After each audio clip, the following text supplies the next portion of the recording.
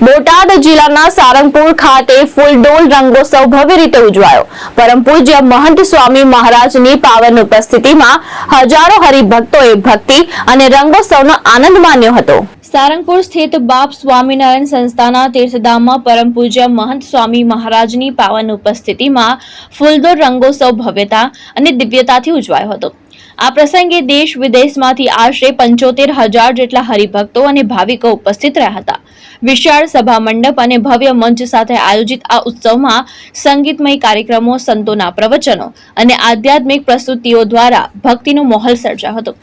કાર્યક્રમ દરમિયાન સંસ્થાના વરિષ્ઠ સંતોએ ભક્તોને ભગવાનના રંગે અને ભક્તિના રંગે રંગાવવાનો સંદેશ આપ્યો હતો। ત્યારબાદ મહંત સ્વામી મહારાજે અક્ષર પુરુષોત્તમ મહારાજની મૂર્તિઓનું પૂજન કરી રંગોત્સવનો પ્રારંભ કર્યો હતો।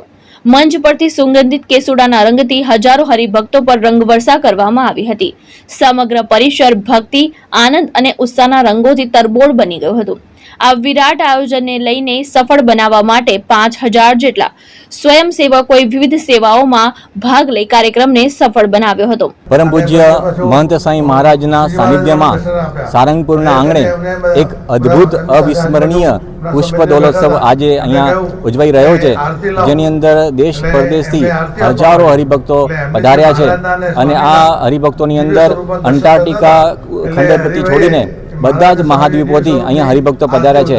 અમેરિકા, ઓસ્ટ્રેલિયા, આફ્રિકા અને યુરોપથી ઘણી મોટી સંખ્યામાં હરિભક્તો અહીંયા પધાર્યા છે અને સાથે સાથે આ એક અવિસ્મરણીય પ્રસંગ એટલા માટે છે કે એની સેવા પણ બહુ જ અદ્ભુત હતી, કેમ કે જે સંતો અહીંયા સેવામાં હતા એ મોટી મોટી ડિગ્રી ધારક સંતો હતા।